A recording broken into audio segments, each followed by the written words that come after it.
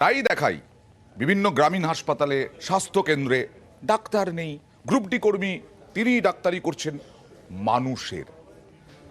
আর দুটো হাসপাতালে জলপাইগুড়িতে একজন ডাক্তার, মানুষের নয়, গরু ছাগলের। তাই এত অবহেলা। আর ওই ডাক্তারকে 22 থেকে 24 কিলোমিটার এই হাসপাতালের দূরত্বে ছোটাছুটি করতে হয়। কি অবস্থা দেখুন আমার বাংলার শেষে।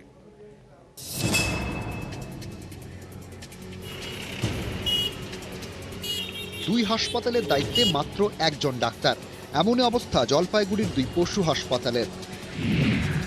একটি হাসপাতাল জলপাইগুড়ি সদরে, অন্যটি ঘুঘুডাঙ্গায়। দুই পশু হাসপাতালের দূরত্ব প্রায় 26 কিলোমিটার।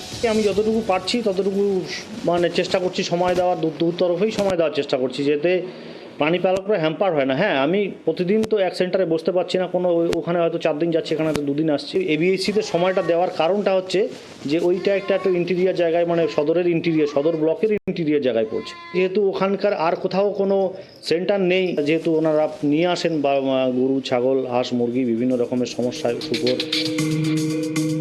দুই হাসপাতালের দায়িত্ব একজন চিকিৎসকের কাঁধে।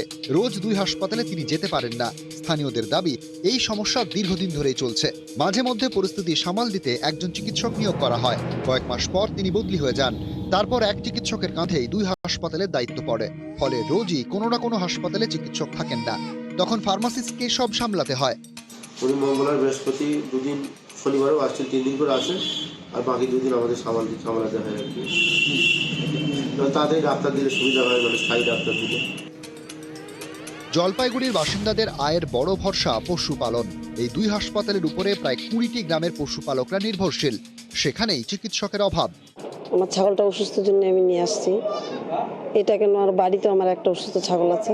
ডাক্তারবাবু থাকলে আমার ভালো হতো, ডাক্তার বুঝতে পারতো জিনিসটা, কিন্তু নেই। আর কি করবো, এখন ওনাকেই দেখাতে হবে। যে আমার ছাগলটা হচ্ছে কুকুরে কামড় দিছে, হ্যাঁ,